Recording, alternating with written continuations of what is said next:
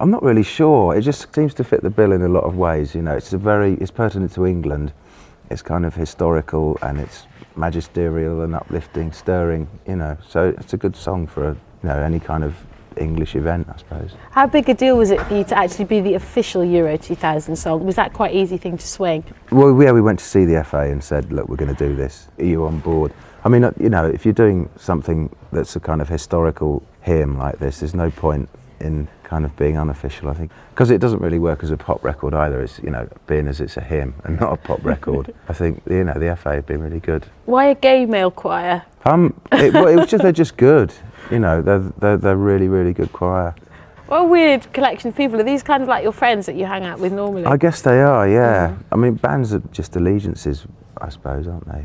So this is a kind of weird kind of allegiance. Do you get nervous? Especially if you're on stage with all your mates like that. Surely nerves is something that doesn't affect you anymore. I don't know how this song will go down. I mean, it's all right normally because people know the songs that you play, but this is kind of an unknown quantity. It could, All the football fans scary. are going to go mental anyway, let's face it. Hopefully. Do you fancy England's chances at Euro 2000? Well, this song's got to be worth a 2-goal start.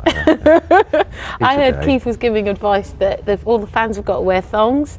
Is that Tights, something you'll be wearing? Yeah, I think if we could channel this violent energy into some kind of weird sexual energy, that might be good.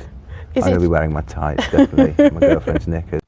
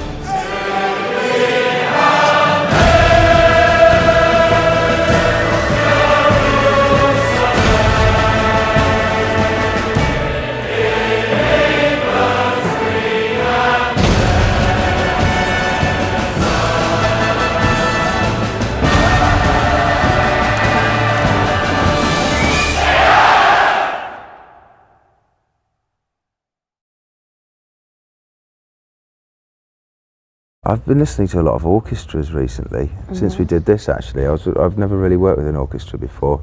It's quite overwhelming. You don't often get the chance to use an orchestra because it costs so much money. Like the only places where you can use them is in films really, because they've got the budgets to do it, but you've got to sell so many records to pay for an orchestra. Got to ask you what the rest of the Blur guys are doing, what director. I know you're all working on individual projects. What are they? Well, Dave played some drums on this. Damon has been in Jamaica with his family, and Graham's done a record called The Golden D, which is out soon on Parlophone Records. He's up to his second solo album now, isn't he, Graham? Yeah, he does solo albums, I do solo singles. Are you into Graham stuff? Yeah, it's very good, this. He worked with the same guy that engineered this, Ben Hillier. And finally, Alex, and I've asked him privately about this before, is it true you're looking for life on Mars? Yeah, well, we've got a rocket scientist in the band. We thought we'd better have one. But yeah, there's hopefully a British Mars mission launching in 2003, arriving on Boxing Day. Are you totally serious about this? Yeah, I know it sounds crazy, but you know, we do know, you know, if you're interested in life on other worlds, this is a great time to be alive. Great things may be true. You know, it's 2000, we should be building spaceships. Would you like to get up there? Yeah, Really? not half. Wouldn't it scare you? I'm a boy, I like rockets and engines and explosions and football.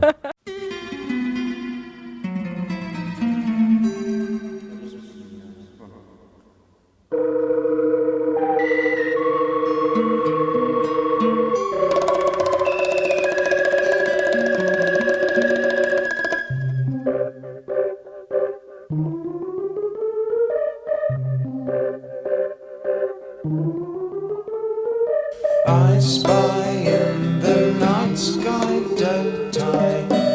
Phoebe, Io, Laura, Leda, Callisto, Sinope, Janus, Dione, Portia, so many moons.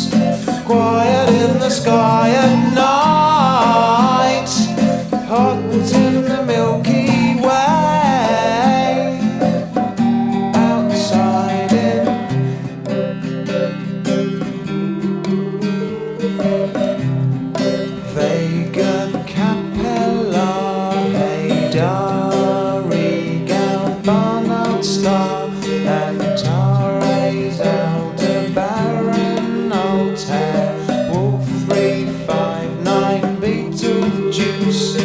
Sun.